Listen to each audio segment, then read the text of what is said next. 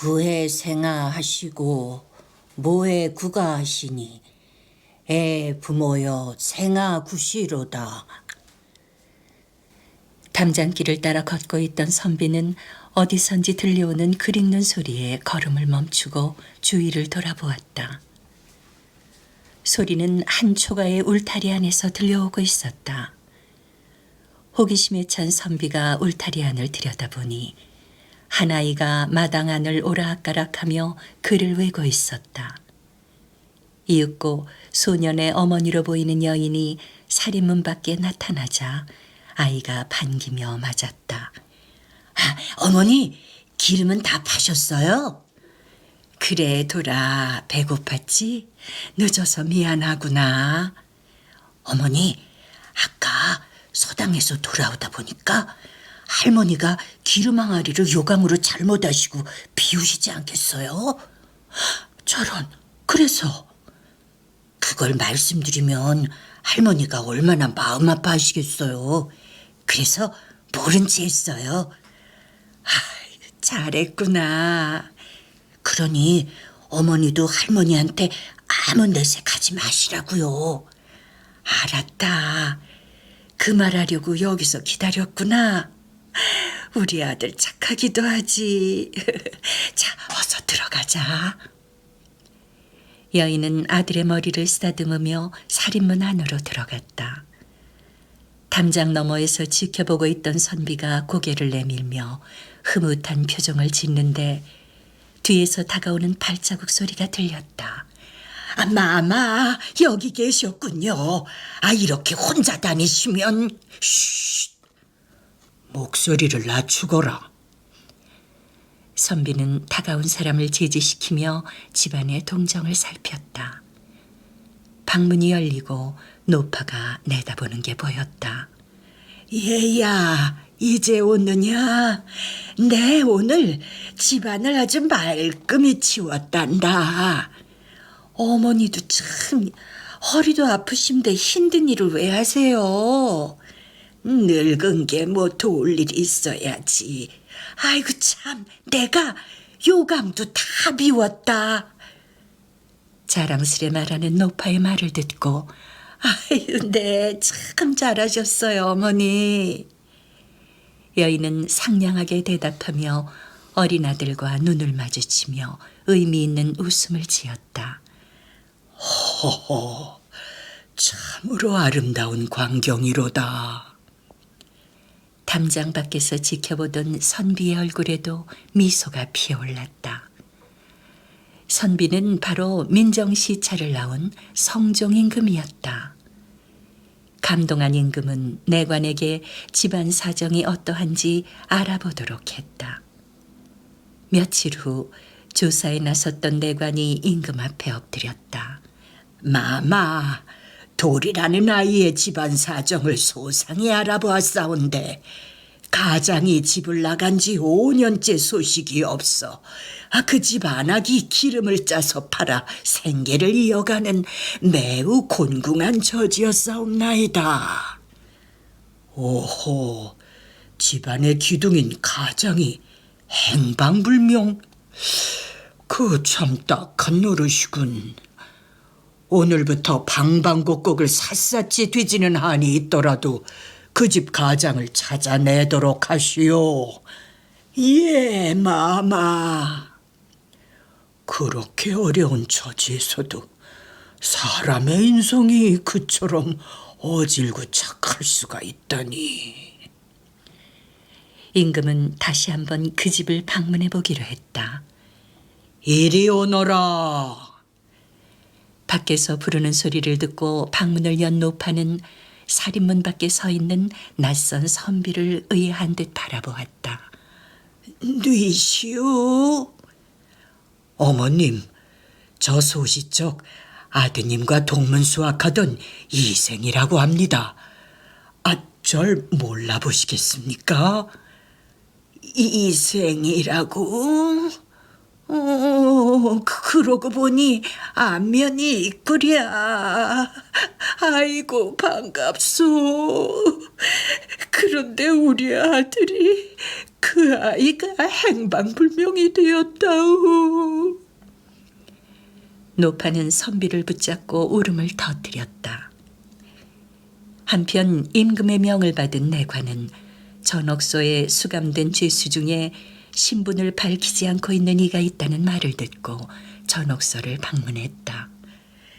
이보시오. 어서 날 죽여주시오. 어서 죽여달란 말이오. 중재인이 수감된 감방 안에서 울부짖는 소리가 터져나오고 있었다. 저자가 백가라는 자인가? 내관의 물음에 옥사정은 골치가 아픈 듯 예, 저렇게 죽지 못해 안달을 하고 있습니다요. 옥문을 열게. 아이고 안 됩니다요. 저놈은 포교를 죽인 살인자입니다. 가까이 갔다가 무슨 일을 당할지도 모릅니다요. 괜찮네. 열기나 하게. 옥사정이 마지못한 듯 옥문을 열자 내관은 서슴없이 목에 칼을 차고 있는 사내에게 다가갔다. 자네가 무슨 까닭으로 신분을 감추고 있는지는 모르나 나한테만은 솔직히 말해주기를 바라네. 더 이상 말 시키지 말고 어서 죽여주긴 하시오. 그럼 한 가지만 물어봄세. 자네 동대문 밖에 사는 돌이란 아이를 모르는가? 그 소리를 듣고 흠칫하던 사내는 다시 발악을 하기 시작했다. 나는 집도 절도 없는 몸이란 말이오. 어서 죽여주시오. 어서. 그러나 내관은 사내의 얼굴에 스치고 지나가는 당혹의 빛을 놓치지 않았다. 살인자 애비가 아들의 장래에 걸림돌이 될까봐 그러는 거 내 다 알고 있다네. 자네가 솔직히 말해주면 돌이 그 아이와 자네 가족을 도울 방법을 찾아줌세. 그게 정말이오? 사내는 의심스러운 듯 내관을 바라보았다. 이 무렵 도린의 밭가리를 해주겠노라고 큰 소리를 치고 들에 나온 선비는 쟁기를 잡고 쩔쩔매고 있었다. 아무리 가라고 호통을 쳐도 소가 꼼짝도 하지 않는 것이었다. 가자 이놈의 소. 어서 가자. 아저씨 이랴 해야 소가 가지요. 그렇지. 이랴. 선비가 소리치자 소는 불이 나게 앞으로 달려나갔다. 이놈의 소야. 소라 소. 소에게 끌려가며 사정하다시피 하는 선비를 보며 도리가 소리쳤다. 아저씨 워라고 하세요. 워.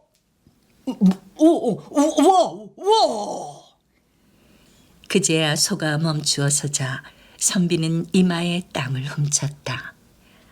아저씨, 돌라는 말은 워더더예요. 워더더. 아저씨는 정말 아무것도 모르시나 봐. 오호, 이놈. 어른을 놀리면 엉덩이에 뿔이 나느니라. 자, 아저씨가 쟁기질을 얼마나 잘하는지 보기나 해라. 이랴. 선비는 호기롭게 소리치며 소를 몰고 논을 갈기 시작했다. 그날 저녁 초가에서는 도리의 글 읽는 소리가 낭낭하게 들려오고 있었다. 효수는 환생 효순자요. 오역은 환생 오역자 하나니 불신커든 단간 첨도수하라. 잘 읽었다. 그게 무슨 뜻인고? 효도하고 순한 사람은 효도하고 순한 자식을 낳을 것이요. 오역하는 사람은 오역하는 자식을 낳나니 믿지 못하겠거든 처마 끝에 떨어지는 물을 보아라. 오호, 참 잘하는구나. 선비의 칭찬에 도리는 신명을 내며 다음 장을 읽기 시작했다. 오늘따라 우리 도리 글 읽는 소리가 어찌 저리 기운차냐. 옆방에서 들려오는 소리에 귀를 기울이던 시어머니의 얼굴에 미소가 번졌다. 우리 도리가 어찌나 따르는지. 아가, 넌 그 양반을 어찌 생각하느냐? 어찌 생각하다뇨, 어머니? 시어머니 말에 며느리는 얼굴을 붉혔다. 보나마나 저 양반 호라비인 게야. 내게 은근히 마음을 두고 우리를 도와주는 게 분명해요. 어머니, 무슨 말씀을 그렇게... 넌 어쩐지 몰라도 나는 이미 마음을 정했느니라. 내 아들이 되어달라고 말이다. 예? 도리 애빈 이 세상 사람이 아닌 게야. 그러니 이제 더 이상 기다리지 말고 살 길을 찾아야 하지 않겠니? 저는 죽어도 그 사람 포기 못해요, 어머니. 그때 아저씨 가세요 하는 도리의 목소리가 들려왔다.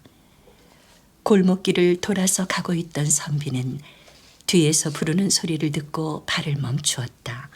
도리모가 손에 무언가를 들고 달려오고 있었다. 곧 비가 올 것 같은데 이걸 쓰고 가셔요. 그이가 쓰던 갈모예요. 갈모를 받아든 선비는 그윽한 시선으로 그녀를 바라보았다. 고맙소. 인연이 있으면 잊지 않고 돌려드리리다. 선비는 의미심장한 말을 남긴 채 서둘러 그곳을 떠났다. 그 살인자가 도리의 아비가 분명하더란 말이지. 그러하옵니다. 내관의 대답에 임금은 한숨을 쉬었다. 그자가 대체 왜 사람을 죽였단 말인가? 그것도 포교를. 그는 몰락한 양반가의 후손으로 굶주리는 가족을 보다 못해 집을 떠난 후 인삼 장사를 해 한 몫을 잡았는데 그 돈을 그만 사기꾼한테 몽땅 털렸다고 합니다. 저런, 그래서? 그 사건을 포청에 고발을 했는데 그자 말로는 사기꾼한테 뇌물을 먹은 포교가 죄를 몽땅 자신에게 덮어 씌우는 바람에 그만 눈이 뒤집혀 자신도 모르게 일을 저질렀다고 하옵니다. 그게 사실이라고 한들 살인을, 그것도 법을 집행하는 포교를 죽였으니 그자는 사형을 면할 길이 없는 몸이옵니다. 그 가술들의 심성을 보아하니 본성이 악한 자는 분명 아닐 터. 어떻게 도울 길이 없겠는가? 마마, 선농제가 얼마 남지 않았사오니 그와 때를 맞춰 대사면령을 내리고 널리 죄수들을 방면함이 좋을 것 같사옵니다. 옳거니 도리 애비도 그때 함께 풀어주면 뒷말이 없으렸다. 임금은 무릎을 쳤다. 선농제는 농사의 신을 모신 선농단에서 임금이 풍년을 기원하는 제사를 올리는 행사였다. 연도에 늘어선 백성들의 환호 속에 임금을 호위한 어가 행렬이 선농단이 있는 동대문 방면으로 나아가고 있었다. 그날 도리와 시어머니는 아침 일찍 선농제에 구경을 나가고 혼자 남아 마당에서 절구질을 하고 있던 도리모는 사립밖에서 상간마마 행차시오 외치는 소리를 듣고 자지러질 듯 놀랐다. 이윽고 멸루관을 쓴 임금이 마당으로 들어서자 도리모는 황급히 무릎을 꿇고 조아렸다. 고개를 들라. 그러나 일개 안악이 감히 임금 앞에 고개를 들 수 있으랴. 그대로 떨고만 있는 도리모를 보며 임금은 미소를 지었다. 네, 그대에게 이걸 돌려주려 왔노라.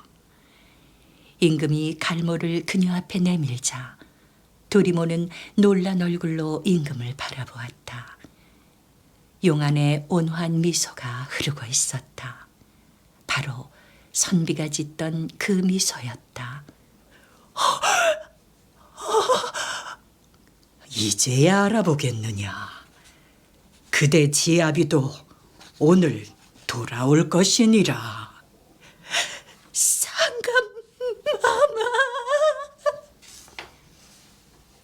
갈모를 받아들고 감격의 눈물을 흘리는 도리모를 뒤로 하고 임금이 탄 어가는 선농단을 향해 떠나갔다.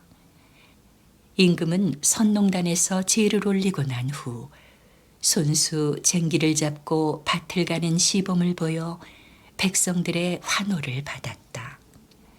행사가 끝난 후 임금은 소를 잡아 국물을 넉넉히 부어 탕을 끓이게 하고 이 탕에 밥을 말아 구경 나온 모든 백성들까지 골고루 먹게 했다. 이것을 선농탕이라고 불렀는데 후에 음이 변해 설렁탕이 된 것이라고 한다. 제가 서 있는 이곳이 바로 조선시대 왕이 풍년을 기원하며 하늘에 제사를 지내던 선농단입니다. 여기 이 선농단은 성종 임금 7년에 조성되었다고 합니다. 여러분, 오늘 전설 재미있게 보셨습니까? 구독과 좋아요 버튼 눌러주시면 감사하겠습니다.